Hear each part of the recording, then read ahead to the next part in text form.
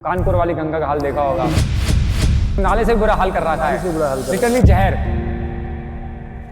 River monster करके एक उनका नेट जियो पे प्रोग्राम आता है, वो जेरेमी वेट करके उनका नाम है। वो रिसेंटली अपने ये प्रोग्राम के लिए कानपुर आए। अगर पानी कुछ बोल पाता इस समय तो शायद पानी हमको बता पाता कि किस तरीके से सारी की सारी हैजार्ड्स वो झेल रहा है। 8 साल पहले एक स्टार्ट हुई जर्नी आज उसको उस मुकाम पे ले आई है कि हमें भी उस चीज का एक इंस्पिरेशन है। एक चीज के लिए अगर ऑब्सेस्ड हो जाए तो आखिर वो क्या नहीं कर सकता। आपने एक चीज सीखी थी बहुत पहले, लास्ट टाइम वीडियो में बताई थी आपने कि रास्ते पे चलो तो सही, आगे रास्ता तभी दिखेगा, आगे रास्ता है नहीं। मैंने कहा स्टार्ट तो करें। पैसा हर कोई खर्च कर लेगा पर समय हर कोई खर्च नहीं कर पाता। अब लोग सच में नहीं समझ रहे। तो मुझे डर है एक दिन कि ये नदी क्या सूख जाएगी एक दिन। क्या ये पॉसिबल है? डाटा तो झूठ नहीं बोलेगा। डेटा बिल्कुल झूठ नहीं बोलेगा। तो आपको फर्क दिख जाएगा। डेटा ही सच बोलता है। सरकार एक्शन ले भी ले या ना भी ले, वो एक अलग मैटर है। सरकारें आएंगी, सरकारें जाती रहेंगी।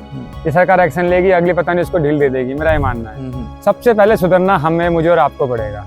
आप सबसे पहले गंगा को एज ए रिवर ट्रीट करो, मत मानो।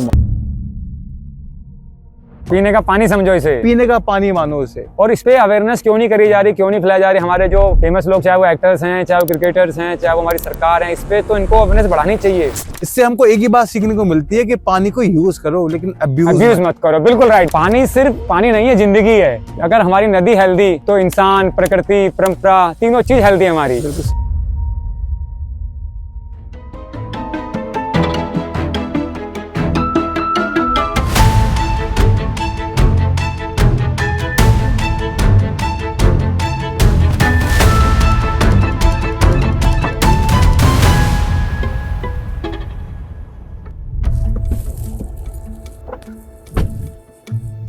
यहाँ तक का सफर इस मशीन ने तय किया है। अब आगे का सफर पानी तय करेगा। आओ आइए चलते हैं।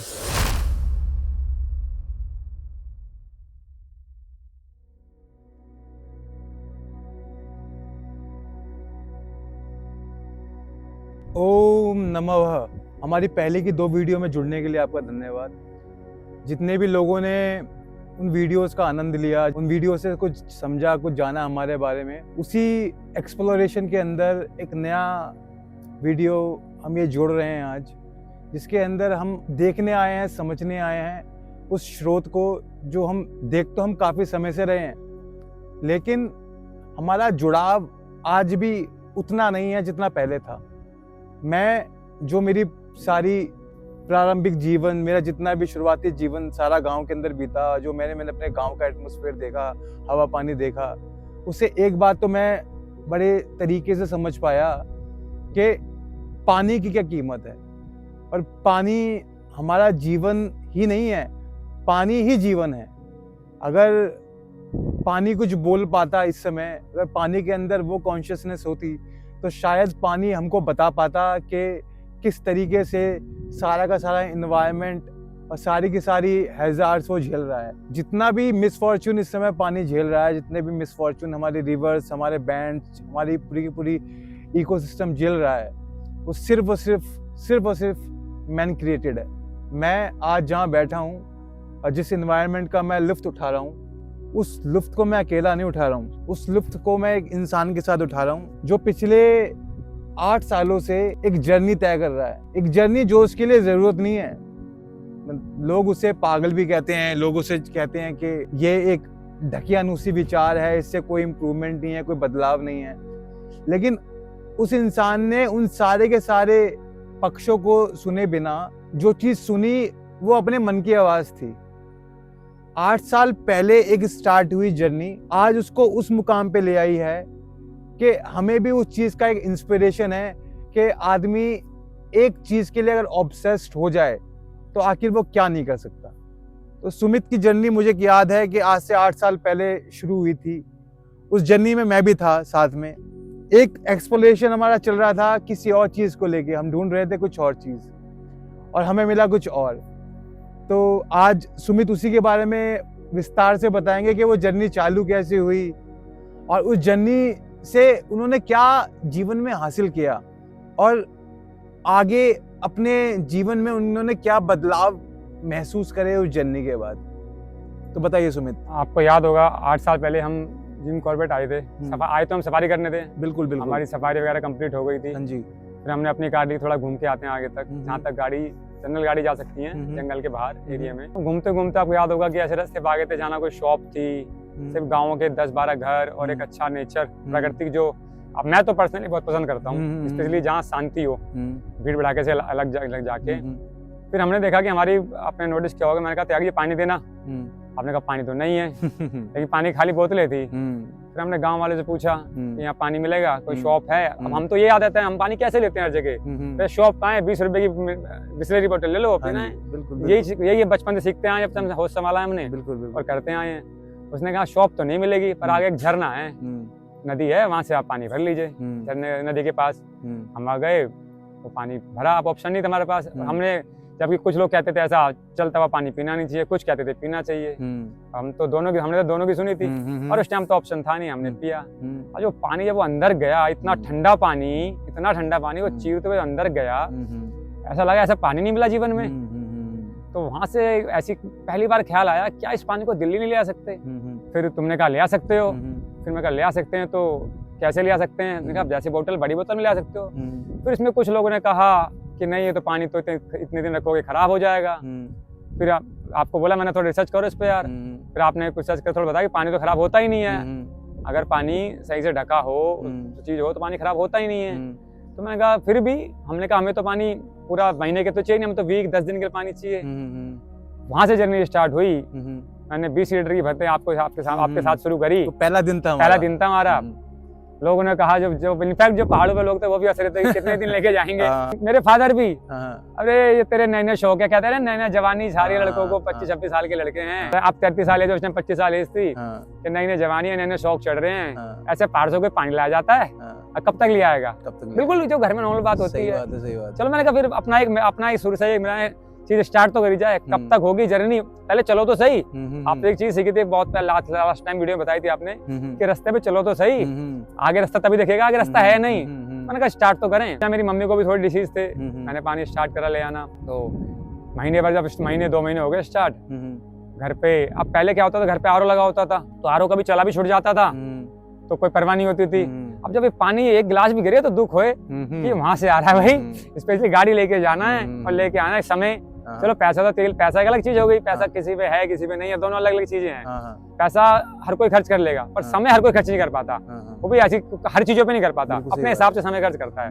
मैंने इसको समय देना सही समझा, क्योंकि इसने 1 महीने में सबसे पहले घर पे जो मेरे चेंजेस आया था, मेरे फादर के घर पे गैस बनती थी बहुत, डाइजिन की डिब्बियां, गुलाबी नीली डिब्बियां आती थी, वो आपको हर घर में दिख भी जाएंगी, वो गायब हो गई। पापा ने, पहला फादर ने बोला भाई ये पानी तो भाई इसे बंद नहीं करना भाई। जब फादर से वो एक्सपीरियंस मिल गया, मैंने कहा चलो कोशिश करते हैं। फिर करते करते मम्मी को कुछ प्रॉब्लम थी, मम्मी की प्रॉब्लम थोड़ी सोल्व हुई, जो मम्मी को सदियों से कोई डॉक्टर नहीं कर पा रहा था, वो चीज नहीं हो रही थी, वो पानी भागनी शुरू हो गई। आपने बताया था मेरे को, मैं बताया भी था मैंने आपको, मैं कहा जो, मैं भी उस बात को सुन के बड़ा हैरान हुआ, और डॉक्टर भी मानने को तैयार नहीं, तो इस चीज हो ही नहीं सकता। मैंने कहा हो गया है। और याद मम्मी ने मुझे खुद बता दी, कह रही, और मम्मी का कहना था कि मोनू तेरे मेरा निकनेम घर का मोनू है, कि मोनू तेरे पानी ने तो कमाल ही कर दिया, जो चीज डॉक्टर ने पाया वो इसने कर दिया। तो वहां से उस बारे में बता सकते हैं हम? हाँ बता सकते हैं, उसमें कोई दिक्कत नहीं है, बता देते हैं, तो क्योंकि ना मैं बता देता हूँ। मम्मी को किडनी की प्रॉब्लम थी और डायलिसिस चलती थी, तो डायलिसिस में मम्मी को वॉशरूम टॉयलेट बिल्कुल बंद था, मतलब कि बूंद भी नहीं आती थी, जो डॉक्टर कहते आते भी सीधी आती थी। लेकिन इस पानी के बाद हल्का हल्का आना शुरू हो गया था, ये भी चमत्कार से जो पॉसिबल नहीं था, जैसे वो जो मानने को तैयार नहीं था कोई भी, वो पानी आना शुरू हो गया था। मैंने जिसको बताया, सबसे पहले मैंने आप ही को बताया था, मुझे याद है, क्योंकि ऐसी जर्नी में आपके साथ ही करना पसंद करता हूँ, जो लोग समझते हैं चीजों को, नेचर क्या है क्या नहीं है। तब आप भी हैरान थे, यार ये तो पॉसिबल नहीं है भाई, इस पे तो नहीं लिखा हुआ। फिर वहां से जर्नी स्टार्ट हुई, और उस जर्नी के साथ साथ पानी की कीमत समझ आई। मैं बता रहा हूँ ना, आरओ खुला रहता था, मम्मी चिल्लाती रहती थी, हम भग जाते थे, ये पानी गिरता था, खुद को चिंता होती थी, खुद लाना पड़ता था। तो पानी की कीमत समझ में आई, जो आज लोग समझ नहीं पा रहे हैं। फिर उस कीमत से मैंने सोचा, जिस झरने से पानी भर रहा हूँ, क्या ये भी खत्म हो जाएगा? क्योंकि जब मेरे घर के बदले पानी खत्म हो रहा था, मुझे वो भी डर सता रहा है। फिर अब लोग सच में नहीं समझ रहे, तो मुझे डर है एक दिन कि नदी क्या सूख जाएगी एक दिन, क्या ये पॉसिबल है? तो यहाँ से जर्नी स्टार्ट हुई। मुझे भी लगता है कि जो ये जर्नी आपकी पूरी की पूरी रही है, ये स्पेशली मेरे जैसे एक इंसान के लिए तो बड़ा एक इंस्पिरेशन है, बिकॉज मैं अपनी एनवायरनमेंट में देख रहा हूँ तो सिर्फ और सिर्फ त्रासदी है। हर आदमी जितने लेवल पे हो सकता है वो, चाहे पानी हो चाहे कोई भी नेचुरल संसाधन हो, उसको क्षति पहुंचा रहा है। वो जितना चाहता है उसको एक्सप्लॉइट कर सकता है, उतना एक्सप्लॉइट कर रहा है। आप रिवर को देख लीजिए, ये बैंड कहाँ तक का पानी होना चाहिए, कहाँ रिवर पहुंच गई है। और रिवर से मुझे याद आया, मैं बोल सकता हूँ अगर, तो कानपुर वाली गंगा का हाल देखा होगा। बिल्कुल, मैं बिल्कुल, गंगा क्या, नाला, नाले से मतलब नाला कहना भी मेरे लिए, समझ रहे हो, नाला भी उसकी बड़ा भी है कि उसको नाले से बुरा हाल कर रखा नाले है, से बुरा हाल कर लिटरली जहर, बिल्कुल बिल्कुल प्योर जहर, स्लो पॉइजन जो सब तक पहुंच रहा है। वो मैंने अभी रिसेंटली एक वीडियो भी देखी उसके ऊपर। वो एक रिवर मॉन्स्टर करके एक उनका नेट जियो पे प्रोग्राम आता है, वो जेरेमी वेट करके उनका नाम है। वो रिसेंटली अपने एक प्रोग्राम के लिए कानपुर आए और गंगा को वो भ्रमण कर रहे थे। तभी उन्होंने देखा कि कानपुर की लेदर फैक्ट्रीज का जितना भी सारा का सारा टॉक्सिक है, वो सारा का सारा टॉक्सिक सिर्फ और सिर्फ गंगा जी के अंदर बहाया जा रहा है। कानपुर के उस पूरे के पूरे ड्रेनेज पानी को, पूरे के पूरे उस सीवेज पानी को, पूरे के पूरे उस गंदे पानी को बिना किसी ट्रीटमेंट के, बिना किसी वाटर ट्रीटमेंट के सीधा गंगा जी के अंदर डाला जा रहा है। और फिर वही गंगा जी का पानी नीचे जाके लोग आचमन कर रहे हैं। गंगा वाटर दिल्ली पहुंचा जा रहा है पाइप से सरकार के थ्रू, तो क्या पहुंच रहा होगा। अभी देखा नहीं, इंदौर में एक कांड हुआ था, आपने सुना भी होगा। हाँ, इंदौर में कैसे कितने बच्चे बिल्कुल मरे, डेथ हो गए। आंकड़ा क्या है मुझे नहीं पता, क्या दिखाया क्या है, वो तो खैर भगवान जाने क्या है क्या नहीं। लेकिन देखो ना, तो ये गंगा वाटर जो भेज रहे हैं उसमें मिक्स कर रहे हैं, तो आते घरों में ही रहा है ना। आते तो मैंने इसी सोच के मैंने कहा बॉडी में, आपने मुझे बता दिया एक बार, मुझे कोई नॉलेज तो थी नहीं कि हमारी बॉडी में 70% पानी है। मगर ये अगर हम अच्छा नहीं मिलेगा हमें, तो फिर कितना अच्छा खा लो, कितना अच्छा पी लो, पर अगर पानी अच्छा मिल रहा है तो। और मुझे इस पानी से इतना फर्क नजर आया। मेरे घर में टचवुड आज किसी तरह की कोई मेडिसिन नहीं है, और मैं ये रीजन इसका मानता हूँ सिर्फ और सिर्फ मैक्सिमम दिमाग इसका शेयर रहता हूँ पानी को। और मुझे इसकी कीमत वाकई पता चल गई, तो मैं तो इसके लिए बिल्कुल। ये एक कितना बड़ा एग्जाम्पल है कि आज के समाज के अंदर, आज की सभ्यता के अंदर, आज की सोसाइटी के अंदर एक आदमी जो वेल इक्विप्ड है, जो चाहे तो दुनिया का सबसे बेहतरीन से बेहतरीन आरओ भी लगा सकता है इस समय, लेकिन वो फिर भी इतना लंबा सफर तय करके हर महीने में बल्कि 2-2 बार पानी को अपनी गाड़ियों में भर के लेके आ रहा है नीचे, तो उसको जरूर अपने जीवन में कोई ना कोई उसके बदलाव तो नजर आए होंगे। अब दुनिया कोई भी सोचे, दुनिया ने खूब मजाक उड़ा रहे, ऐसे पानी से क्या होगा, उसमें स्टोन ये, मतलब किसी एक ने भी ये नहीं कहा, आपका अगर आपकी बात छोड़ दी जाए तो किसी एक ने भी ये नहीं कहा कि बड़ा अच्छा काम कर रहे हो। लेकिन मैंने ना किसी, देखो मेरा एक मानना है, अगर कोई चीज कभी क्या, हमेशा अपने मन की सुनो। अगर आपको चीज सही लगती है तो गलत तो दुनिया तो बताने गलत और सही आ ही जाएगी बाकी आपको, लेकिन जज आप खुद ही करना है। सही बात। मैंने अपनी मन की सुनी, और आज इसमें मेरे घर वाले मेरे साथ हैं, स्पेशली मेरे फादर, तो बिना उनका इस पानी के बिना तो मन ही नहीं लगता। खुद भी आए थे, मुझे पता है। मैं आपको एक किस्सा बताता हूँ अभी आपको। फादर ना मेरे 70 ईयर के हैं, तो वो योगा करने जाते हैं नीचे पार्क में। तो वहाँ एक आर्मी पर्सन आते हैं, रिटायर आर्मी पर्सन, तो पापा क्या योग करते हैं, तो पापा एक बोतल पानी लेके नीचे जाते हैं। अब वो भी अपना पानी लेके आते हैं, पापा का पानी पिया उन्होंने। अब कहते हैं ना बुजुर्गों को पहचान है, हमें आपको इतनी पहचान नहीं है। कह रहे धामा जी ये पानी कहाँ से लाते हो आप, ये पानी तो आरओ का नहीं है पानी है। तो सोचो जिसको पहचान है, उन्होंने 2 घूंट में पानी पहचान लिया। तब उन्होंने बताया कि मेरा बेटा जाके लेके आता है फाड़ू से। अरे भाई वाह भाई, कमाल ही कर दिया। कह रहे तुम्हें क्या हो रहा है। अब हो तो कुछ भी किसी को कुछ, लेकिन उनका वर्ड था ये, क्योंकि उन्होंने आर्मी वाला जगह जगह रहा है। उसकी आर्मी ऐसी हमारे यहाँ संस्था जो जगह जगह पोस्टिंग रही है, जंगलों में कहाँ, उसको वो उसने पानी पी के पहचान लिया। और जो वहाँ के बाकी लोग हैं जो पढ़े लिखे हमारे, वो कहते हैं कि क्या ही कर रहे हो। तो बस अपनी अपनी सोच है। मैंने उसको थोड़ा परवाह ना करके आगे बढ़ा अपना जर्नी, और जर्नी मेरी अभी तक चालू है, और मैं चाहूंगा कि चालू रहे। मैं इसको रोकना तो चाहूंगा नहीं। मैं भी आपको एक अपनी इसी के जरिए किस्सा बताना चाहता हूँ। एक्चुअली क्या है, मैं एक फ़्लाइट में था, तो फ्लाइट में वो पानी की वो छोटी वाली बोतलें देते हैं, तो उन्होंने एक पानी की बोतल दी, मैंने वो पानी पिया। तो नॉर्मल अपने मेरे ख्याल से बिस्लरी एक्वाफिना ना किसी की पानी की बोतल थी, मैंने पानी पिया। अब वो फ्लाइट थोड़ी डिले हो गई, हम बैठे हुए थे अंदर, मुझे दोबारा प्यास लगी, तो मैंने अटेंडेंट को बुलाया, मैंने अटेंडेंट से दोबारा पानी की बोतल मांगी, मैंने कहा पानी और दिए। तो वो मेरे लिए एक पानी की बोतल लेके आई। वो पानी की बोतल मैंने ली, मैंने उसका ढक्कन खोला और मैंने पहला सिप मारा। मुझे इतना डिफरेंट, मैंने जैसे पहला सिप मारा और मैंने ऐसे निकाला, मैंने कहा ये क्या है। जैसा पहले घुट पिया था वो पानी, लेकिन वो बिल्कुल ही डिफरेंट लगा मुझे। फिर मैंने पढ़ा ये है क्या, ये उस पानी का नाम था एवा करके एक पानी की ब्रांड थी, उस पानी का नाम था। वो नेचुरली स्प्रिंग का सोर्स था और वो नेचुरली अल्कलाइन पानी था।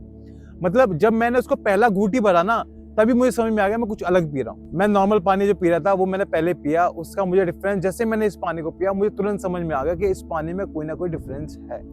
और जैसे मैंने बोतल का नाम पढ़ा, उस पर लिखा हुआ था naturally sourced from springs, natural, जैसे जहाँ से आप लेते हो, स्प्रिंग लेते हो, और वो प्योर एल्कलाइन पानी था। तो मुझे लगता है आप वाला पानी भी प्योर एल्कलाइन ही होगा। उसका अगर पीएच टेस्ट करेंगे तो वो भी बिल्कुल एल्कलाइन प्योर। ऐसे आपने देखा होगा वहाँ कोई, अभी आप खुद देखो यहाँ इस गाड़ी के अलावा कोई ऊपर गाड़ी नहीं, रोड सुनसान। अब जो इतने नेचर से आ रहा है, इतने रिफाइन हो के आ रहा पानी, उसे क्या आरओ कहाँ कर लेगा? वही तो बात है, इतना रिफाइन पानी आ रहा है। आरओ को पता नहीं लोग हमें हमारे वर्ल्ड में सर्वे छुपाए को जा रहा है। आरओ तो बिल्कुल, आरओ से अच्छा तो पानी ना पी वो बेटर है। आरओ का पानी तो गला रहा है हड्डियों को, और वही बच्चे पी रहे हैं, वही वो पी रहे हैं सब। और पानी अगर बॉडी को अच्छा नहीं मिल रहा तो आधी बीमारियां तो मेरे ख्याल से मैं मानता हूँ कि पानी की वजह से ही है। स्पेशली गैस जैसी एसिड को क्या कौन खत्म कर सकता है? आपने बताया था मिनरल अल्कलाइन वाटर जो एसिड खत्म कर सकता है, वो नहीं मिल रहा है, एसिड लेवल बढ़ रहा है। हमारे घर के अंदर भी जो पानी हमें मिल रहा है, चाहे वो हमारी एमसीडी सप्लाई कर रही हो, चाहे वो गवर्नमेंट सप्लाई कर रही हो, चाहे वो हम खुद भी दिल्ली जल बोर्ड से या किसी भी बोर्ड से हम कंज्यूम कर रहे हो, या हमने बोरवेल कर रखी है, समरसीबल कर रखे हैं, जो भी तरीके से हमने, वो एक तरह से उत्पीड़न ही तो है हमारे। मैंने आपने फ्लाइट की बताई थी, मैंने आपको कटिंग भेजी थी कुछ दिन, आपको याद हो तो 10 महीने भर पहले, कि इंटरनेशनल फ्लाइटों में जो पानी दिया जाता है, अगर कुछ गिनी चुनी फ्लाइट को छोड़ दिया है, मैक्सिमम फ्लाइटों में वो पानी के सारे टेस्ट फेल है। और वो इंटरनेशनल फ्लाइटों का बता रहा हूँ आपको, इसमें इंडियन फ्लाइट की बात नहीं है, इंटरनेशनल फ्लाइट। ये खबर किसी फेसबुक इंस्टा की वायरल वीडियो नहीं है, ये अखबार का रिसर्च कर रहा हो, अखबार की कटिंग का है। मैंने आपको भेजी भी थी, आप नोटिस किया होगा। तो सोचो जब इंटरनेशनल प्लेन में भी पानी सही नहीं मिल रहा तो आप पानी के कहाँ ट्रस्ट कर लोगे? कुछ होगा छोड़ दिया है। आप अगर देखो भी ना, मैं जितने भी एथलीट्स को देखता हूँ या जितने भी ऐसे जो कॉन्शियस लोग हैं, जो अवेयर हैं अपने पूरे सिस्टम को लेके। हार्दिक पांड्या हमारा इंडियन क्रिकेटर अपना पानी लेके जाता है, किसी कंट्री जा रहा हो, एक बैग उसका पानी की बोतल भरा होता है। आप देखिए ना, हमारे पिताजी लोग हैं, हमारे बड़े बुजुर्ग लोग हैं, वो जब भी घर से बाहर निकलते हैं, जब भी कहीं बाहर का ट्रैवल करते हैं, तो सबसे पहले उनका यही एम होता है कि हमें बाहर से पानी ना लेना पड़े, हमें बोतल बंद पानी ना लेना पड़े। जब भी हम घर से निकलते हैं किसी टूर पे, तो हम भी एक अपना 20 लीटर का मयूर जग लेके निकलते हैं, बिल्कुल घर से लेके निकलते हैं, ताकि रास्ते में लेने को तो कोई भी ले सकता है पानी की, तो 20 रुपए की बोतल मिलती है, लेकिन एक तो वो जो प्लास्टिक की वेस्टेज है उसमें कमी आए। अपना स्टील का या कांच का गिलास लेके निकलते हैं, आराम से अपना म्यूजिक का खोला और टैप खोला और आराम से ले लिया।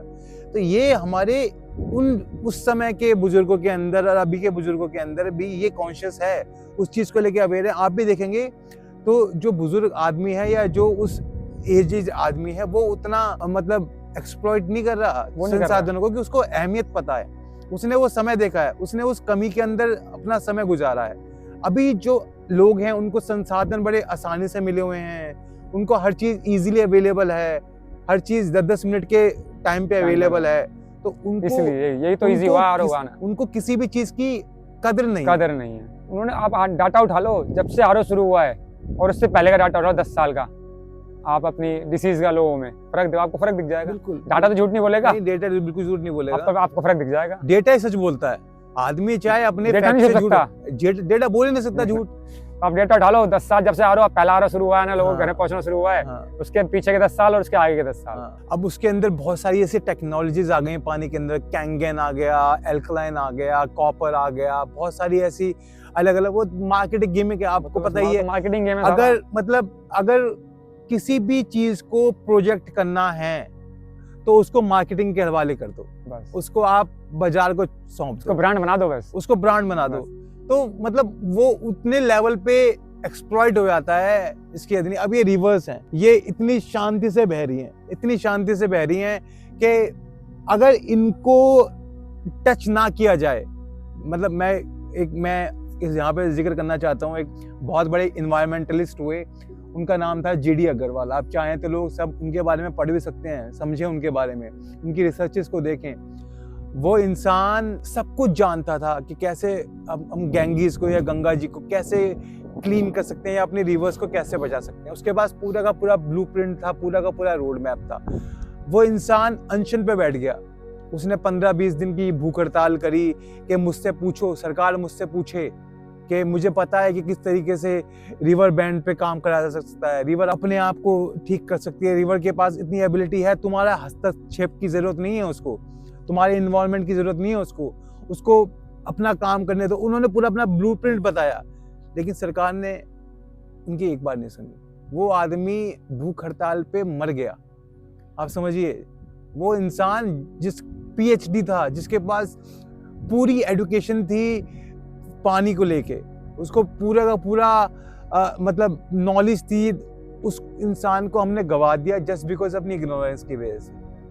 क्योंकि हमारे अंदर ये भी एबिलिटी नहीं है कि हम उसको सुन सकें, उसके बारे में जान सकें, उसके बारे में पढ़ सकें, जस्ट बिकॉज इसलिए कि हमारी सरकार हमें इस तरीके से ट्रीट कर रही है कि हम सब इसलिए भी चाहते हैं, हम ऐसे इंसान चाहते हैं जो हमारा हुक्म को माने, हमारे अगेंस्ट कोई खड़ा ना हो, चाहे वो अच्छा हो चाहे वो बुरा हो, हमारे खिलाफ कोई ना खड़ा हो। तो ये डेमोक्रेटिक में तो मुझे लगता नहीं संभव है। मैं किसी पक्ष में सरकार के साथ सहमत भी हो सकता हूँ, लेकिन इस समय मुझे ऐसा लग रहा है सरकार उतने स्ट्रिक्ट एक्शन नहीं ले रही है इन चीजों के ऊपर जितने उसको लेने चाहिए। सरकार एक्शन ले भी ले या ना भी ले, वो एक अलग मैटर है। सरकारें आएंगी, सरकारें जाती रहेंगी। ये सरकार एक्शन लेगी, अगली पता नहीं उसको ढील दे देगी, मेरा ये मानना है। सबसे पहले सुधरना हमें, मुझे और आपको पड़ेगा। गंगा मैं आपको किस्सा सुनाता हूँ। अब गंगा की सफाई के लिए इतना फंड लग रहा है, यमुना सफाई के लिए इतना फंड लग रहा है।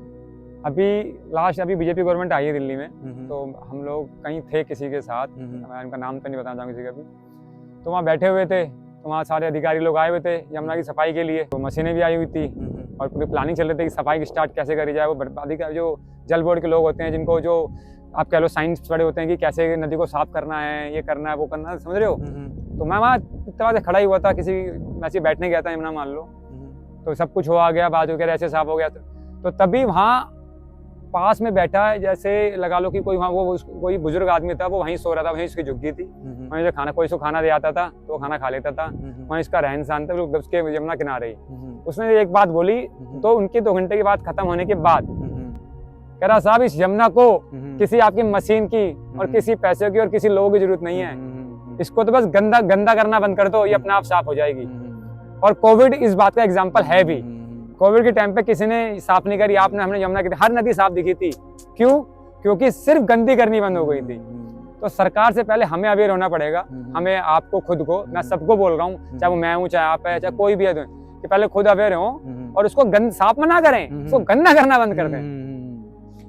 एक भूल जो हम ये भी करते हैं ना, वो ये करते हैं कि हमने एक्चुअली हर चीज को, मैं मानता हूँ कि होली है हर चीज, लेकिन अगर किसी चीज को हम ये मान ही लें कि वो भगवान है, तो हमारे सबकॉन्शियसली ये क्रिएट हो जाता है कि ये गंदा हो नहीं सकता। अब जैसे यमुना जी है, आदमी अपने घर का जितना भी, मतलब एज एन हिंदू रिलीजन की बात कर रहा हूँ, जो आदमी कूड़े में नहीं फेंक सकता पूजा का सामान या कोई भी ऐसा सामान है, वो सारा का सारा विसर्जित करता है। अब विसर्जित के अंदर कई इंसान ऐसे हैं जो राख को पन्नी से खोल के फेंक देते हैं, और कई इंसान हैं जो पन्नी के साथ फेंक देते हैं। तो ये एक आदमी की बात नहीं, आप दिल्ली के अंदर कम से कम 3 करोड़ लोग रहते हैं, और में से अगर 50 लाख या फिर 10 लाख भी उतना कचरा गंगा जी में डाल रहे हैं, तो वो भी एक बहुत बड़ा आंकड़ा है, बहुत बड़ा। डेली दिल्ली के घरों के अंदर पूजाएं होती हैं, और हर महीने हर हफ्ते उनके घर से कम पूजा का इतना कचरा निकलता है जो वो कूड़ेदान में नहीं फेंकना चाहते, क्योंकि उन पर भगवान की मूर्ति होती है, भगवान की फोटो बनी होती है, भगवान के नाम लिखे हुए होते हैं। तो आदमी अंदर सबकॉन्शियसली समझता है कि ये तो भगवान की चीजें, इनको मैं नंदी में कैसे, अरे आप ये तो देखो, जो भगवान की चीजें ही आप भगवान गंदे कर रहे हो। आप उसे माँ भी बोल रहे हो, उसे माँ भी बोल रहे हो, उसको गंदा भी कर रहे हो, उसको नोच भी रहे हो। तो मैं सबसे हाथ जोड़ के यही आग्रह करना चाहता हूँ कि आप सबसे पहले गंगा को एज ए रिवर ट्रीट करो, मत मानो, पीने का पानी समझो इसे, पीने का पानी मानो उसे। गंगा को, यमुना जी को, हमारी जितनी भी रिवर्स हैं उनको पानी मानो, उनको नदी मांगो। आप नदी मानोगे, सारी नदियां अपने आप क्लीन हो जाएंगी। आप कोविड की बात करें, कोविड के अंदर कोई भी ह्यूमन इन्वॉल्वमेंट नहीं थी, कोई मशीन इन्वॉल्व नहीं थी, सारी फैक्ट्रीज बंद हो गई थी, जो जितनी भी नदियां थी सारी की सारी अपनी नेचुरली क्लीन हो गई थी, जस्ट बिकॉज बिल्कुल क्लीन हो गई थी, जस्ट बिकॉज कि उनके अंदर एक तो ह्यूमन इन्वॉल्वमेंट एकदम खत्म हो गया था। और इंडस्ट्रियल भी खत्म हो गया था, इंडस्ट्रियल वेस्ट, क्योंकि सारी इंडस्ट्रीज बंद थी। बिल्कुल बिल्कुल। तो जो भी वेस्ट था वो कहीं पे भी रिवर के अंदर नहीं जा पा और रहा हर एक नदी के लिए हो रही थी, हिंदुस्तानी हर एक नदी, था। पूरा इंडिया लॉकडाउन था। तो जिसके लिए सरकार बजट पास करती है इतने अरबों खरबों का, वो बिना किसी बजट के क्लीन हो गई थी। क्योंकि हमने अपनी कोई हमें बताए ये बारे में, तो शायद हमें एक बार को सुनने में ये अजीब लगे कि ये ऐसे कैसे हो सकता है। हमने अपनी आंखों से देखा, प्लस चलो इससे पहले तो पता नहीं चल पा रहा था, नए नए प्लान बनते थे कि इस नदी को साफ कैसे कर जाए। हर साल हर सरकार, नहीं हर सरकार उसका फंड रिलीज करती थी, बिल्कुल, फिर भी नहीं हो। लेकिन कोविड ने दिखा दिया कि नदी साफ कैसे होती है। बिल्कुल बिल्कुल बिल्कुल। सिर्फ जहाँ से गंदगी आ रही है, चाहे वो इंसान गंदगी फैला रहे हैं, चाहे वो इंडस्ट्री गंदगी फैला रहे हैं, वो बंद हो जाता, नदी साफ ही साफ है। बिल्कुल सही बात है। उसके बाद फिर सब लोग भूल गए, फिर दोबारा वही शुरू हो गया, फिर दोबारा। ये तो एक साइकिल है आदमी को, वही हम इससे पहले वाली जो वीडियो के अंदर डिस्कशन किया कि जितना भी विकास होना है, जितना भी डेवलपमेंट होना है, पहले भौतिक लेवल पे होना बहुत जरूरी है। इंसान को इस बात को अवेयर करना जरूरी है कि ये अवेयर नहीं होगे तो कुछ नहीं हो सकता, कोई सरकार कुछ नहीं कर सकती। जितने भी ये संसाधन हैं ये लिमिटेड हैं, आज हैं कल नहीं रहेंगे। ये जो गाड़ी है ये आने वाले कुछ समय के अंदर डिकम्पोज हो जाएगी, खत्म हो जाएगी। ये जो नदी है अगर ये डिकम्पोज हो गई या हम डिकम्पोज हो गए तो ये पूरी सृष्टि पे कोई असर नहीं पड़ेगा। लेकिन अगर जिस दिन ये डिकम्पोज हो गई ना, सृष्टि खत्म हो जाएगी। उस दिन आप समझ लीजिए क्या खत्म है क्या खत्म नहीं है। आप चाहें तो अपने आसपास के एनवायरनमेंट में बहुत सारे ऐसे एग्जाम्पल है जिनको आप देख सकते हैं। जैसे कि आप देखेंगे ही अपने आसपास के एनवायरनमेंट के अंदर, आपने भी देखा ही होगा, आप तो खैर ऑल ओवर पूरा यूरोप भी घूम रखे हैं, जो रिवर है राइन, आज से देखी भी है वो। राइन मतलब ये आपका 90s के दौर के अंदर वो इतनी गंदी थी, उसको मतलब मेरे ख्याल से सीवर ऑफ यूरोप भी कहते थे। और वो नदी पे जितना भी सीवेज था यूरोप में, कई सारी ऐसी कंट्रीज का सारा उसी के अंदर थ्रोन आउट होता था। फिर धीरे धीरे वहाँ की जितनी भी मछलियाँ थी, जितने भी नेचुरल रिसोर्सेज थे उस पानी से जुड़े हुए, सारे खत्म होने लगे। तो वहाँ के जो लोगों के अंदर, सरकार के अंदर इस बात की अवेयरनेस जागी, जिनको ये पता था कि जिस दिन ये नदी खत्म हो गई, अवेयर हो गए वो उस दिन उनका भी अस्तित्व जो है वो खत्म हो जाएगा। और वो भी अवेयर हो गए उस नदी की इम्पोर्टेंस को लेके। तो आसपास की जितनी भी यूरोपियन कंट्रीज थी, उन्होंने आपस में ट्रीटी बनाई और उन्होंने उस रिवर पे काम करना चालू कर दिया। आप यकीन नहीं मानेंगे, अब उस रिवर के अंदर सैल्मन मछली होती है, मतलब वो मछली जो मीठे पानी की मछली, जैसे साफ पानी में होती है, सिर्फ साफ भी और मीठे पानी में। उसके अंदर उन्होंने इतना कोई बहुत बड़ा ड्रास्टिक चेंज नहीं करा। जो वही सबसे बड़ी बात थी कि जो वेस्ट मैनेजमेंट, कोविड वाला गंद आना बंद हो गया, बस गंदगी आनी बंद होगी, साफ हो जाएगी अपने सबसे आप। बड़ा काम उन्होंने वो यही करा कि जो उन्होंने जो सीवेज ट्रीटमेंट प्लांट था उस पर बहुत अच्छे से काम करा। और उसको जितनी भी रिफाइनरीज थी, जितनी भी कंपनीज थी अपनी, क्योंकि ऑब्वियस सी बात है अगर आपको किसी भी देश को रन करवाना है, आपको इंडस्ट्री तो चाहिए, और इंडस्ट्री लगेंगी तो ऑब्वियस सी बात है उनका कोई डिकम्पोज तो निकलेगा ही। तो उस जो डिकम्पोजिशन है, उस डिकम्पोजिशन का भी रिफाइनमेंट होता है, उसका भी ट्रीटमेंट होता है, जो इंडिया के अंदर हर कंट्री में हो रहा है, हर कंट्री में हो रहा है। कि हमें अपनी वेस्टेज पे ज्यादा ध्यान देना चाहिए एज कम्पेयर टू हमारी कंजम्पशन पे। मेन वेस्टेज पे देना है, मेन हमें अपनी, क्योंकि आप देखेंगे जितना भी प्लास्टिक है, मुझे लगता है सबसे ज्यादा उपभोक्ता इस समय अगर दुनिया के अंदर प्लास्टिक का कोई होगा तो भारत ही होगा। और सबसे ज्यादा गंद अगर किसी सब्सटेंस ने इंडिया में मचाई है तो मुझे लगता है वो प्लास्टिक ही है। बिल्कुल। सरकार ने कितनी कोशिशें करी हैं कि इस प्लास्टिक को किसी तरह बैन किया जाए। समुद्र की तह तक पहुंच गया प्लास्टिक, समुद्र की तह। और मतलब आप इस एनवायरनमेंट में आ जाएंगे, अगर यहाँ पे भी ढूंढने निकलेंगे तो हमको यहाँ पे प्लास्टिक मिल जाएगा, जहाँ पे इंसान नहीं है 100% मिलेगा, लेकिन प्लास्टिक मिलेगा। तो यहाँ पे हम एक बात समझ पा रहे हैं कि आदमी को पहले खुद कॉन्शियसली प्रिपेयर होना पड़ेगा बदलाव करने के लिए। सरकार तो बाद में बदलाव करेगी, पहले जब तक आप खुद ही कॉन्शियसली बदलाव नहीं करेंगे तब तक मुझे लगता नहीं चीजों के अंदर वो डेवलपमेंट आ पाएगी। क्योंकि यूरोपियन लोगों ने भी अपने अंदर बदलाव करे, उन्होंने सरकार का पूरा समर्थन किया, साथ दिया, और उन्होंने अपनी नदी को संरक्षित किया। सेम अपना यूके के अंदर थेम्स नदी है, वो भी एकदम बंजर नदी थी, वो भी एकदम, उसके में अंदर भी सारा का सारा सीवेज ट्रीटमेंट और इतना पूरा का पूरा इंडस्ट्रियल टॉक्सिक, इंडस्ट्रियल वॉमिट सारा उसी में जाता था। वो भी जितना भी उसका जल जीवन था सारा अस्त व्यस्त था, लेकिन उनको समझ में आया उसका अहमियत। अब वहाँ पे इतना बढ़िया रिवर फ्रंट बना, आप तो देखा भी होगा, तो यूके भी गए हो। मैंने तो बताता रहा हूँ, मैंने काफी कंट्री से सफर करा है। रिवर की बात करूंगा, मुझे अभी तक एक भी कंट्री का, इंडिया की बात छोड़ दी जाए, इंडिया मेरा बहुत सुंदरता में कहूँ तो इंडिया से सुंदर कोई देश नहीं है। सिर्फ और सिर्फ एक जो मैंने महसूस किया, मतलब मैं आपको लास्ट टाइम बताया लास्ट वीडियो में कि सफाई, बिल्कुल बिल्कुल बिल्कुल, बाकी इंडिया से सुंदर कुछ नहीं है।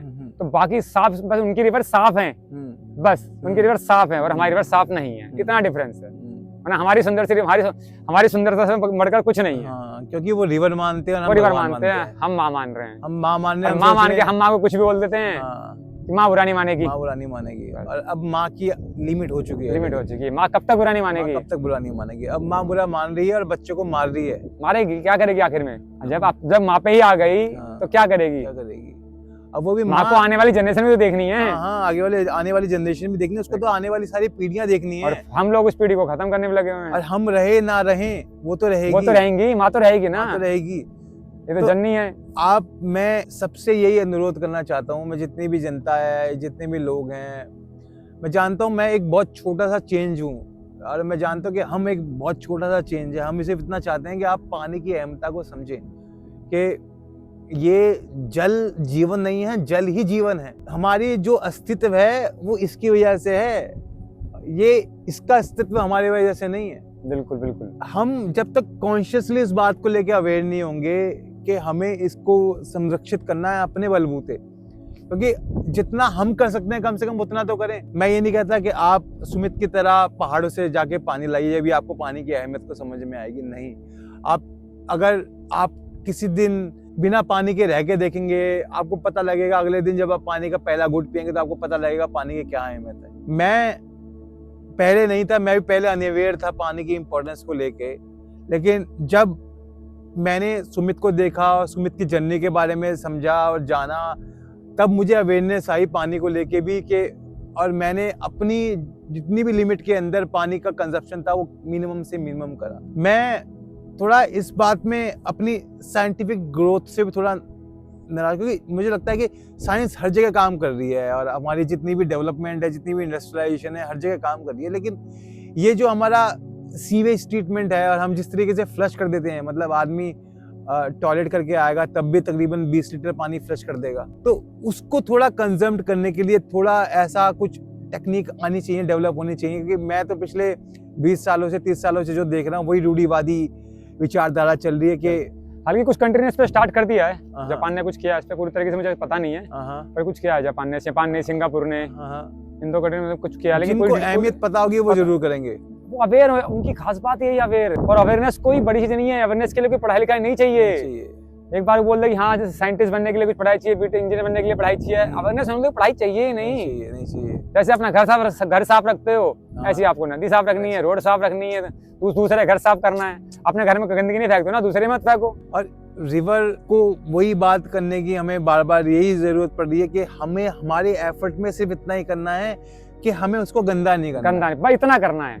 हमें इसके अंदर ये नहीं है कि हमें कुछ और एक्स्ट्रा ऑर्डिनरी करना है, हमें सिर्फ इतना करना है कि हमें अपने लेवल पे उसे करना है। शुरुआत खुद से करें, अपने घर से करें, अपने दोस्तों से करें, उनको समझाएं, उनसे करें कि आप पहले मैं गंदा ना करूं, फिर मेरे घर वाले ना करें, फिर मैं चाहूंगा मेरे आसपास जो ग्रुप में जो दोस्त हैं मेरे उनको समझाऊं वो ना करें।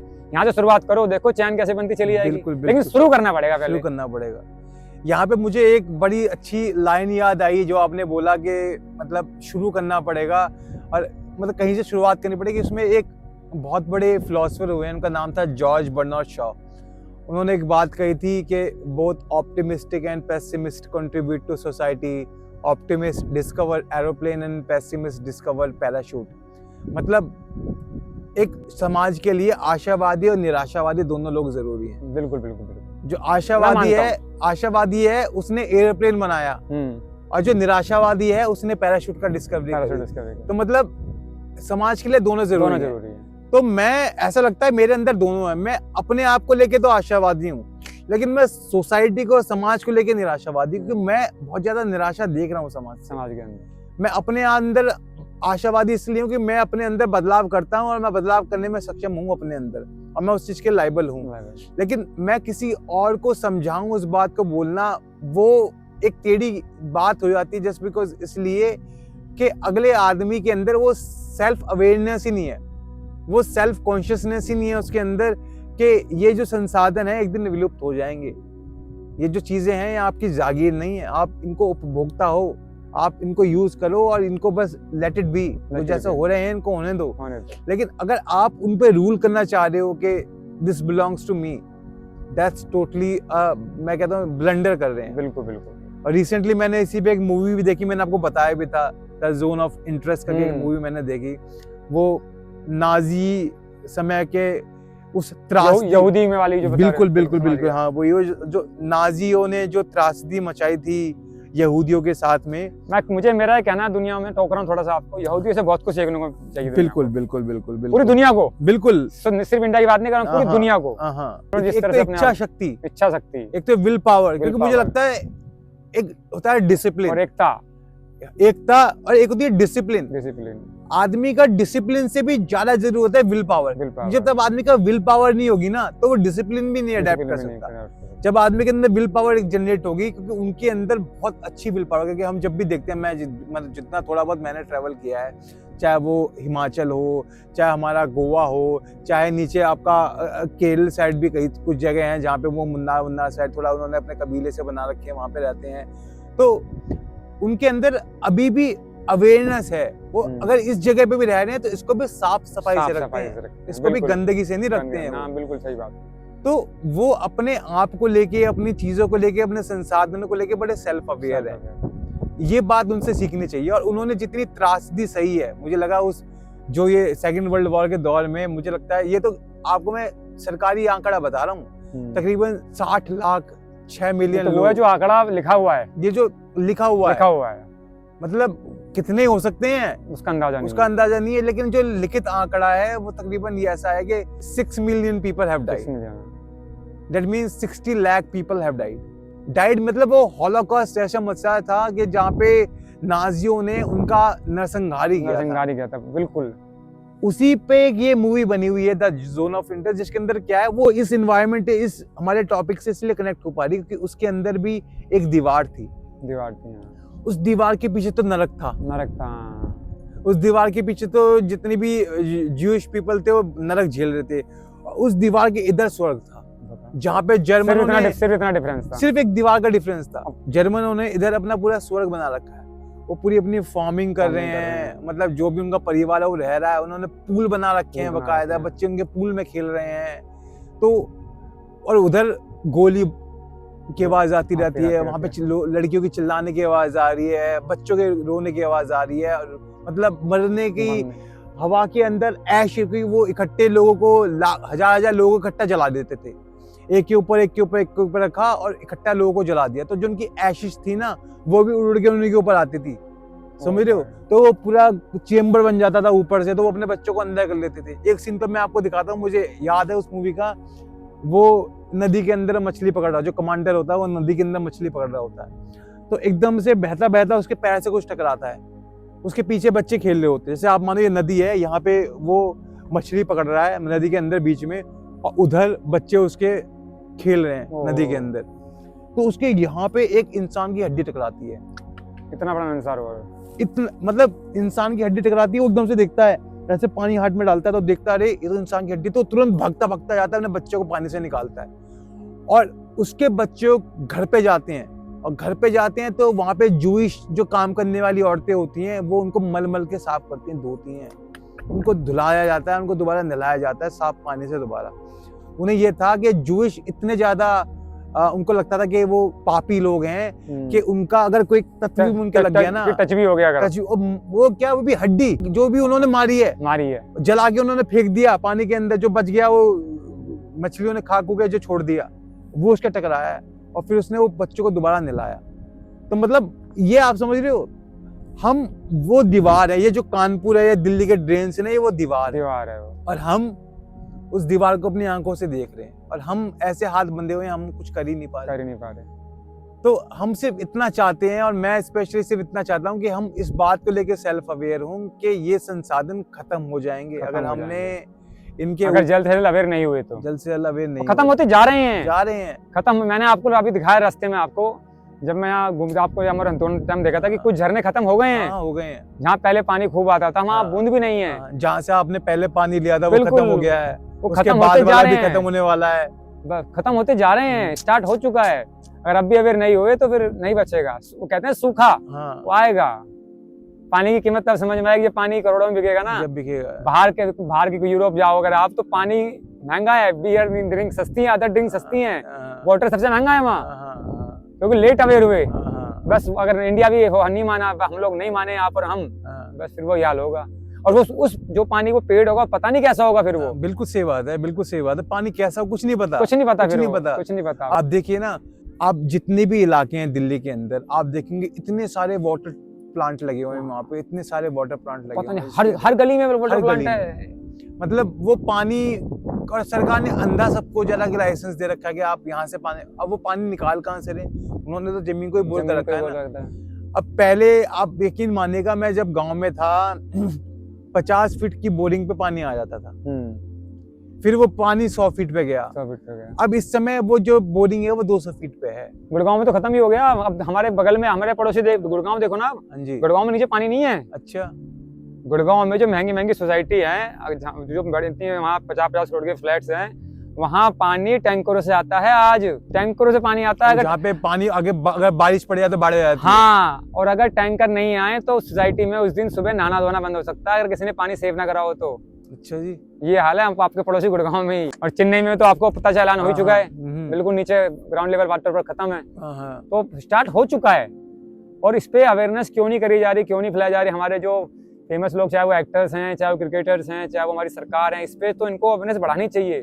क्योंकि पानी से बढ़कर कुछ नहीं है। खाना नहीं मिलेगा आदमी चल जाएगा, लेकिन अगर पानी नहीं मिलेगा तो वो जी नहीं पाएगा, और खराब पानी मिलेगा तो वो वैसे ही मर जाएगा। अभी जैसे केसेस आ भी रहे हैं, दोनों ऑप्शन में नहीं मिलेगा तो भी मरेगा, खराब मिलेगा तो ही मरेगा। तो सबसे मेरा अगर इस पृथ्वी पे कोई जरूरी चीज है सबसे ऑक्सीजन के बाद, तो वो दूसरा पानी है। बिल्कुल सही बात है। मैं नहीं मानता कि इससे बढ़कर कोई चीज है। नहीं है, सांस लेने के अलावा। बिल्कुल आपने एकदम सही पॉइंट को छेड़ा और सही बात भी कही है आपने कि ऑक्सीजन, और वो भी जो पानी है वो भी एक ऑक्सीजन का ही विस्तृत रूप है। उसका जो केमिकल फाउंडेशन है वो हाइड्रोजन के 2 बॉन्ड और एक ऑक्सीजन का बॉन्ड, तो H2O बन के हमारा, उसके अंदर भी ऑक्सीजन है।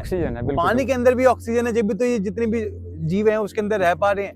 अगर उसकी ऑक्सीजन खत्म हो जाएगी तो वो भी रह पाएंगे। बिल्कुल। तो ये तो म्यूचुअल कोलैबोरेशन है दो इम्पोर्टेंट मैटर्स का, जैसे हाइड्रोजन का और ऑक्सीजन का। उनकी मतलब वही हमारी बॉडी की नेसेसिटी है, उन्हीं से ये सारा का सारा एनवायरनमेंट ऐसे वर्क कर पा रहा है। अब दिल्ली में क्या H2O को पानी बोलते हैं, दिल्ली में वही मिल रहा है, पर वो सिर्फ पानी है। वो उसमें ना मिनरल्स है, ना वो बॉडी को फायदे बचा रहे। पानी क्या करता है? आपने पुरानी कहावत सुनी होगी, लोग कहते थे, बड़े बूढ़े मेरे ताऊ जी कहते क्या करते थे, अरे इसकी हवा पानी बदल दो।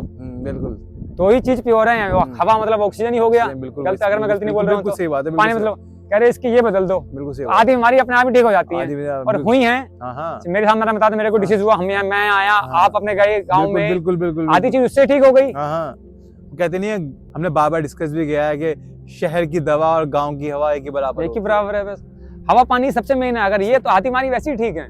आप यकीन नहीं मानेंगे, जितने समय मैं गांव के अंदर था, मैं जब अपने गांव के खेतों की ट्यूबवेल पे जाता था ना, वो जो पानी मैं पीता था, वो पानी इतना मीठा लगता था मेरे को। अभी भी इतना मीठा पानी है वो, मतलब मुझे इतना तृप्त करता है। एक तो होता है पानी जो आपकी प्यास को बुझा रहा है, और एक पानी ऐसा जो आपकी प्यास को मिटा देता है एकदम, आपको ऐसा तृप्त कर देता है वो पानी। तो वो पानी, मतलब पानी पी के आदमी ऐसा हो जाता है कि खाना ना मिले, ये पानी मिल जाएगा। तो मैं मतलब इतना ज्यादा कृतज्ञ हूँ उस प्रभु के लिए कि उसने ऐसी संरचना में हमको भेजा, ऐसी इन्वायरमेंट के हमको दिया कि जहाँ पे हम इन चीजों का अनुभव कर पा रहे हैं। और सबसे बड़ी बात है अवेयरनेस। मुझे लगता नहीं हमारे पास जैसी अवेयरनेस है और किसी के पास ऐसी अवेयरनेस होगी। ये पत्थर अपने आप को लेके अवेयर नहीं है।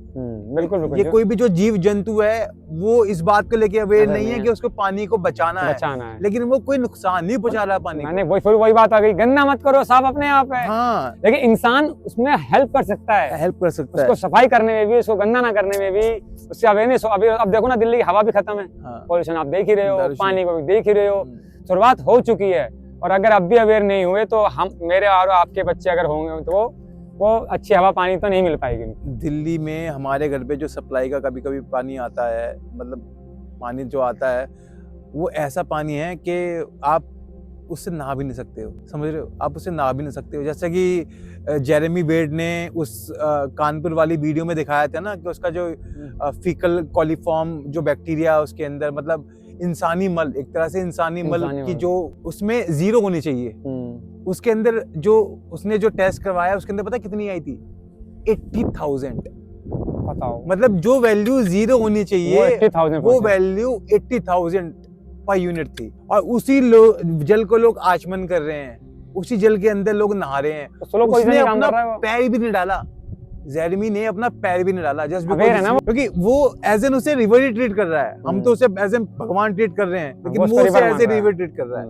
और उसने अपने कदम भी बताया कि किस तरीके से हम उसके लिए काम भी कर सकते हैं। अब आप देखेंगे भी गुजरात में साबरमती का बड़ा नाम होता है कि वो भी हमारे इंडियन एक, मतलब जैसे थेम्स है या फिर जैसे हमारी राइन रिवर है, वैसे हमारे पास एग्जांपल साबरमती का है। बिल्कुल है। मतलब सरकार ने नियत दिखाई, लोगों ने नियत दिखाई और साबरमती पे काम करके उन्होंने फ्रंट बनाया। अब साबरमती फ्रंट बन चुका है, वहाँ पे भी मीठे पानी की मछलियां हैं, आपने देखी होगी। नजारा देखो वहाँ का, मैंने भी देखा। वो मतलब वो बोटिंग करी है वहाँ पे, मतलब इतना ज्यादा मनमोहक, वो मुझे ऐसा मन करता है कि यमुना में ऐसा नहीं हो सकता, कि यमुना जी में ऐसा हो सकता है, बिल्कुल हो सकता है। और यमुना जी तो इतनी विस्तृत है, आप देखिए दिल्ली के अंदर तो इतनी विस्तृत है, दिल्ली तो इतनी ब्लेस्ड है। दिल्ली ऐसे शहर में बताओ, दिल्ली जैसे शहर के अंदर आपको इतनी ब्लेस्ड रिवर मिल रही है जो कि आपको इतने सारे टूरिस्ट साधन दे सकती है, आप चाहो तो सब कुछ। आप देखोगे तो 20-30 किलोमीटर की तो मुझे लगता है रेंज है जो बहती है दिल्ली में, ज्यादा की होगी, बल्कि ज्यादा की होगी, ज्यादा की है। तो क्योंकि लोनी को उसको से आ रही है, उसको ज्यादा है, यहाँ से निकल रही है हमारे 40 किलोमीटर तो आराम से है। तो आप देखिए अगर उसके उसी फ्रंट पे कुछ ऐसा टूरिस्ट स्पॉट बना दिए जाएं जो कि हमारी पूरी जो गैदरिंग है उसको घेरे, और कोई इन्फ्लुएंसर भी उस पर काम नहीं कर रहा, क्योंकि हर आदमी को चाहिए कि किसी तरह बूम हो जाए, बस।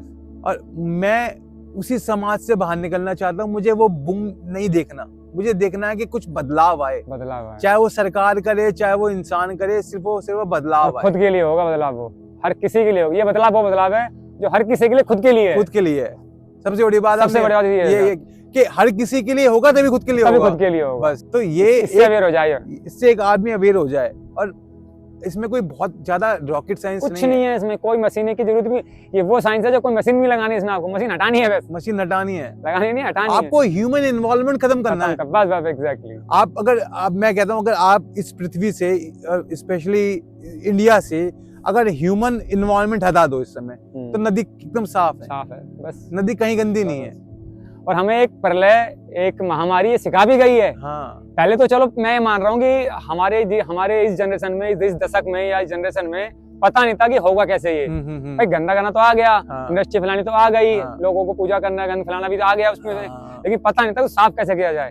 वो महामारी ने दिखा भी दिया, बिल्कुल बता दिया। अब दिखाने के बाद भी अगर अब भी अवेयर नहीं हुए, पहले तो मैं मान सकता था अवेयर, पता नहीं ना, रास्ता नहीं पता होता है, अब तो रास्ता भी दिख गया। अगर उसके बाद भी अवेयर नहीं हो रहे ना, तो हमसे बड़ा कोई बेवकूफ, मेरे आपसे बड़ा कोई नहीं है। फिर मैं यही बात को लेके अपने जीवन के अंदर ऑलरेडी बदलाव कर चुका हूँ, और मैं पानी को लेके बड़ा कॉन्शियस हूँ। मैं आपको झूठ नहीं बोलूंगा, मैं पानी को लेके बड़ा कॉन्शियस हूँ। मैं जितने लेवल पे बचा सकता हूँ, मैंने आपको बताया अभी तो लास्ट वीडियो के अंदर कि जो मेरा आरओ का पानी भी निकल रहा है उसका भी मैं बाल्टी में भर के इस पॉल्यूशन को मिटाने के लिए, या थोड़ा जो 0.0 लेवल का इम्प्रूवमेंट में ला सकूं, मैं अपने घर के सामने फेंक देता था। लोग पहले करते थे, मुझे याद है पापा शाम को ड्यूटी लगाते थे, पाइप लगा भाई बाहर पानी छिड़क। फर्क मुझे याद है क्यों करते थे, उस टाइम मिट्टी का धूल उड़ती थी। आज मिट्टी की धूल वो कंस्ट्रक्शन से उड़ तो रही है, लेकिन आज कोई नहीं कह रहा घर पे नई जनरेशन को पानी। तो बिल्कुल मुझे याद है 10th क्लास तक, अभिषेक जी मुझे अच्छी तरह याद है, पापा ड्यूटी लगाते थे शाम को, या बड़े भाई की या मेरी किसी की, कि पाइप लगाओ और अपने घर के आगे पानी डालो। जब हम डाल रहे थे तो दूसरा घर वाला भी पाइप लेकर आया था, तीसरे घर वाले पानी, सारी मिट्टी बैठ जाती थी। आज वो सब चीज बंद हो रखी है कुछ, और ये चीज नेचुरल थी, हर घर में होती थी। अब वो पानी दोबारा नेचुरल को सोर्स कर रहे हैं, हम पेड़ों में दे रहे हैं, हमारे आसपास में जो पेड़ लगे हुए हैं उनके पत्तों को साफ कर दिया, उनके ऊपर धूल जमी हुई है, क्योंकि वो जो पेड़ हैं वो भी हमको ऑक्सीजन ही दे रहे हैं, वो हमारे लिए हमारा ही बेटरमेंट का काम कर रहे हैं। बिल्कुल बिल्कुल। तो मुझे लगता है कि सारे के सारे रूटीन के अंदर ये कुछ ऐसी चेंजेस हैं जो हम कर सकते हैं। जैसे कि आपने कभी जानवरों को पानी पीते देखा है? आप तो खैर आपने अपना फार्म ही जानवरों के लागे बना रखा है, आपने तो बहुत सारे जानवर देखे होंगे पानी पीते हुए भी। तो जब भी पानी पीते हैं, क्योंकि उनको भी पता है कि जीवन का स्रोत सिर्फ पानी है। आपको पता है कि जो हाथी है जंगलों के अंदर जहाँ पे मतलब अमेज़न के जंगल हो गए या फिर आपके अफ्रीका के जंगल हो गए, कॉर्बेट हो गया, हजारों किलोमीटर तय करता है सिर्फ पानी की पानी की तलाश तलाश में। वो पानी को लेके इतना कॉन्शियस अवेयर है कि आपने कभी उनको पानी पीते देखेंगे ना, तो वो पानी पी रहे हैं, वो उस पानी को कभी भी गंदा नहीं कर रहे। बिल्कुल। तो इससे हमको एक ही बात सीखने को आपने थोड़ी मिलती देर है, बोली थी कि जानवर कर रहा है, उसको नुकसान नहीं पहुंचा रहा। हाँ, साफ नहीं कर रहा, नुकसान नहीं पहुंचा रहा है, वही सेम नुकसान नहीं पहुंचा रहा। तो इससे हमको एक ही बात सीखने को मिलती है कि पानी को यूज करो लेकिन अब्यूज मत करो। बिल्कुल राइट, ये बात बिल्कुल सही बोल रहे हैं। हमें यही समझनी है हम सबको। बिल्कुल पानी की वैल्यू हमें समझनी है कि ये जो पानी है, ये पानी हमारे लिए है और हमारी ही जीविका है। ये हमारा पैसा हम खा नहीं सकते, पी सकते हैं। और पानी ऐसी है जो हमारा मतलब वाकई में रियल हमारी जरूरत है, और जो रियल हमारी स्रोत है जीवन की, वो यही है। पानी से बढ़कर कुछ नहीं है। पानी से बढ़कर कुछ नहीं है। तो मैं आप सबसे, जितने भी हमारे देखने वाले हैं, जिनको भी ये वीडियो मिलती है, मैं आप सबसे एक ही अनुरोध करना चाहूंगा कि नेक्स्ट टाइम जब भी आप अपने हाथ में एक पानी का गिलास लें, और उसका जब आप देख रहे हो तो उसको पीने से पहले उसके अंदर झांकें, उसको देखें ये क्या है आखिर, और ये मेरे बॉडी के अंदर जा रहा है तो किस तरीके से कंज्यूम हो रहा है, क्योंकि बॉडी अपने आप बताती है कि मेरे को अब पानी की जरूरत है। बिल्कुल। जब हम, जो एथलीट्स होते हैं या जो भी कोई आदमी, हम काम भी करते हैं जीवन के अंदर, या जो भी हमारा दिनचर्या होती है उसके अंदर हम काम करते हैं, तो हमारा शरीर में जैसे ही उस पानी की मात्रा कम होने लगती है तो शरीर हमें खुद बताने लगता है कि अब पानी का कंजप्शन है, क्योंकि शरीर पानी का यूज सांस लेने में भी कर रहा है। बिल्कुल। क्योंकि आप देखेंगे जो बच्चे होते हैं, डॉक्टर कहते हैं कि सबसे ज्यादा पानी कंज्यूम वो करते हैं बार, वो सिर्फ दूध पीते हैं, वो बार, उनको सबसे ज्यादा दूध पीने में पानी का कंजप्शन होता है उनको सांस लेने में। क्योंकि जो सांस की प्रक्रिया भी है वो भी पानी से चल रही है। हमारे जीवन के अंदर जितने भी तत्व हैं, हमारे ऑक्सीजन जो हम इनहेल कर पा रहे हैं, सब कुछ पानी निर्धारित कर रहा है। तो जिस आदमी का पानी का डाइल्यूशन का, आपको पता है, ये पानी की तो बीमारी आपने घर के अंदर देखी है, और मैं भी जानता हूँ उस बीमारी को अच्छे से। तो पानी ही हर चीज की जड़ है, और पानी को ही हमें बचाना है, और इसी मोटिव के साथ हम चाहते हैं कि इसको चेंज किए जाए। स्लो पॉइजन वाले पानी से बचना है तो पहले पानी को बचाओ। पानी को बचाओ, पॉइजन मिलेगा पानी के रूप में, पानी नहीं मिलेगा। कब तक बोतल वाला पानी पी लोगे? एक दिन इसमें भी आना शुरू हो जाएगा, वही बोतल, वही गंगा जो भर रहे हो, फिर वही गंगा वाटर जो आ रहा है मिलके। आप देख लो, अब वो जो बिस्लैरी था, और बिस्लैरी का बिस्कैरी हो गया, आप किसी रेलवे स्टेशन में जाओगे, एक्वाफिना का एक्वाफिफी हो गया। इतने बड़े, आपको मैं बताया तो अभी थोड़ी देर पहले आपको कि अखबार कटिंग आई थी, फ्लाइटों में वो पानी टेस्ट में फेल हो चुके हैं, चल रहे हैं अभी भी। बताओ, फिर अब वो आपके ऊपर है। पानी सिर्फ पानी नहीं है, जिंदगी है। अगर हमारी नदी हेल्दी तो इंसान, प्रकृति, परंपरा, तीनों चीज हेल्दी है हमारी। ये चीज हमें समझनी पड़ेगी। बिल्कुल सही बात, अच्छे से अवेयर होना पड़ेगा हमें। तो जैसे कि हमने तो अपना लिया है भैया, तो हमारी फैमिली ने अपना लिया है। बिल्कुल। हमने अपने दोस्तों के अंदर, अपने रिलेटिव के अंदर जितना भी हम इंफॉर्मेशन स्प्रेड आउट कर सकते थे, हमने वो करी है। हमने उनको बताया है कि इस चीज को आप अवेयर हुई इस चीज को लेके। और मैं देख भी पा रहा हूँ कि मेरे जो जानने वाले ऐसे नहीं, लोग समझ नहीं रहे हैं, लोग समझ रहे हैं, लोग ला रहे हैं अपने अंदर बदलाव। लेकिन कुछ ऐसे लोग हैं जो जड़ में हैं अभी, जिनको थोड़ा ऊपर आने में टाइम लगेगा। तो मैं उन्हीं सबसे रिक्वेस्ट करता हूँ, शुरुआत आज से करो, अभी से करो, बस शुरुआत। जैसे ही वीडियो अगर आप ये देख रहे हो, समझ पा रहे हो इस वीडियो के बारे में, थोड़ा सा अपने आप को लिंक कर पा रहे हो, तो इनको बचाओ।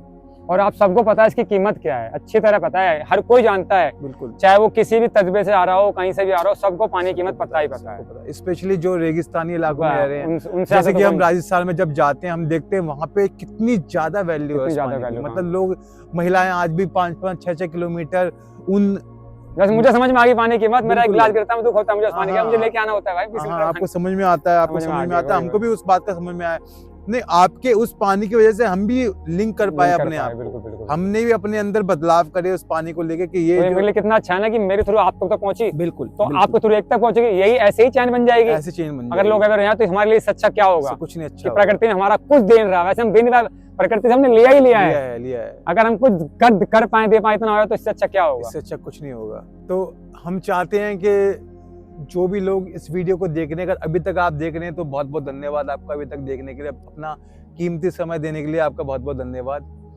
मैं चाहता हूं कि अगर आप इस वीडियो के माध्यम से थोड़ा सा भी अवेयरनेस अपने अंदर ला पाएं, और पानी को लेके अवेयर होइए, सिर्फ पानी को लेके। अपने आसपास के एनवायरनमेंट में, अपने आसपास के रूटीन के अंदर जो भी आप बदलाव कर सकते हैं, छोटे से छोटा ही मायने रखता है। आप ये समझते हैं कि अगर एक गिलास भी अगर आप दिन का पानी बचा रहे हैं, तो भी अगर पूरी 3 करोड़ की जनता दिल्ली की अगर बचा रही है 1 गिलास पानी, तो वो भी 3 करोड़ गिलास पानी। सोचो कितना पानी है, वो भी बिल्कुल पानी। सही बात, बिल्कुल सही बात। मैं कह रहा हूँ ऐसे भी बहुत सारी जगह हैं जहाँ पे वो पानी ही बहुत बड़ा इम्पैक्ट ला सकता है।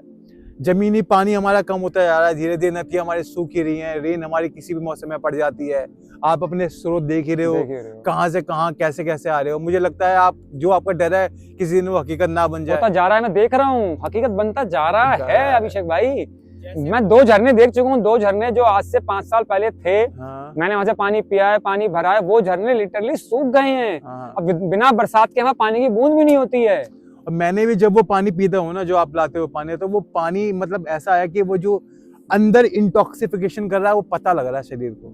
मतलब एक तो मेंटली पीस इतना मिलता है ना उस पानी को पी के, कि आदमी इतने नेचुरल तरीके से सोर्स करके ला रहा है उस पानी को। मेरी नजर में, हाँ, मेरी नजर में अगर सबसे कीमती कोई चीज है, वस्तु का नाम लूंगा अगर मैं वस्तु का, तो पानी है। मुझे उसकी कीमत समझ आ गई है। गोल्ड डायमंड सबसे ऊपर है ये चीज।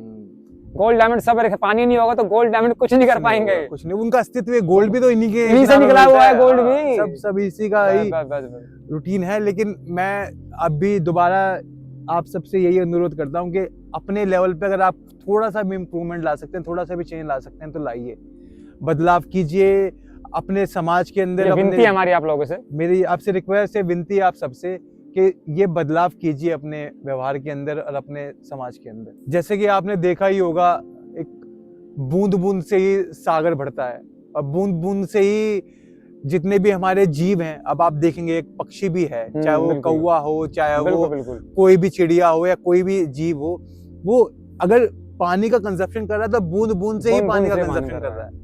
और उसको अगर अपने बच्चों को भी वो पानी देना है तो वो बूंद ही बूंद पानी देना है। तो उसको उस बूंद की वैल्यू पता है, तो बस वो बूंद से शुरुआत, उसे वो जैसे कहते हैं ना, आप गुरुद्वारे जाते हैं, उतना ही ले थाली में खराब न जाए नाली में। बस तो उतना ही आज हमने शुरुआत करें, आप लोग शुरुआत करिए। एक शुरू करेगा उससे ही शुरुआत होगी। बस अपना फ्लश के अंदर, टॉयलेट के अंदर थोड़ा कंजप्शन कम कीजिए पानी की, कोशिश कीजिए छोटे फ्लश टैंक लगे, पानी का कंजप्शन कम हो। जैसे कि मैंने अपने घर के अंदर करा, मैंने कोशिश करी है छोटा फ्लश टैंक इस्तेमाल किया जा सके, कि जितना भी कंजप्शन है वेस्ट वाटर का वो कम से कम हो पाए। यही एक छोटे चेंजेस हम अपने एनवायरनमेंट के अंदर कर सकते हैं, अपने आप को लेके, अपने बच्चों को लेके, अपने परिवार को लेके। यही एक सेल्फ अवेयरनेस का काम हम कर सकते हैं। तो इसी बात के साथ, आपकी एक कविता थी, कि आपकी कविता, मुझे आपने कविता सुनाई थी, मुझे पूरी तरह याद तो नहीं है। अगर आप वो सुनाना चाहें तो उससे आप इस वीडियो का। मेरे एक फेवरेट पोएट हैं, अब तो वो खैर उनका शरीर पूरा हो गया, मतलब वो आते भी मेरी ही बिरादरी से हैं, मेरे ही बैकग्राउंड से हैं। उनका नाम भी ऐसा है जो कि जिनसे मैं बहुत इज्जत करता, कि मेरे पिताजी का भी नाम वही है, पिता तुल्य हैं। बिल्कुल बिल्कुल पिता तुल्य भी हैं, क्योंकि वो उनकी जो चोट है ना वो बड़ी मार्मिक है। उनकी जितनी भी पोएम्स हैं, जितना भी उनका लिटरेचर है, वो सारा का सारा ऐसा है जो बड़ा मार्मिक है। तो उन्हीं की एक कविता है जो कि मैं, जिसके साथ इस वीडियो को विराम देना चाहूँगा। और मैं चाहूँगा आप कुछ समय देकर इस कविता को सुने और इस कविता का आनंद लें। कवि हैं दुष्यंत कुमार। कविता है कि इस नदी की धार में ठंडी हवा आती तो है, नाव जर्जर ही सही लहरों से टकराती तो है। एक चिंगारी कहीं से ढूंढ लाओ दोस्तों, इस दिए में तेल से भीगी हुई बाती तो है। एक खंडहर के हृदय सी, एक जंगली फूल सी, आदमी की पीर गूंगी ही सही गाती तो है। एक चादर सांझ ने सारे नगर पे डाल दी, एक चादर सांझ ने सारे नगर पे डाल दी। यह अंधेरे की सड़क उस भोर तक जाती तो है। निर्वचन मैदान में लेटी हुई है जो नदी, निर्वचन मैदान में लेटी हुई है जो नदी। पत्थरों से ओट में जो जा जा के बतियाती तो है। दुख नहीं कोई कि अब उपलब्धियों के नाम पर, दुख नहीं कोई कि अब उपलब्धियों के नाम पर। और कुछ हो या ना हो आकाश सी छाती तो है, और कुछ होना ना हो आकाश सी छाती तो है। और इस नदी की धार में ठंडी हवा आती तो है, और ठंड हम महसूस भी कर रहे हैं। बहुत बढ़िया, धन्यवाद। धन्यवाद। ओम नमो नमः, ओम नमः शिवाय, और जय श्री राम। हर हर महादेव।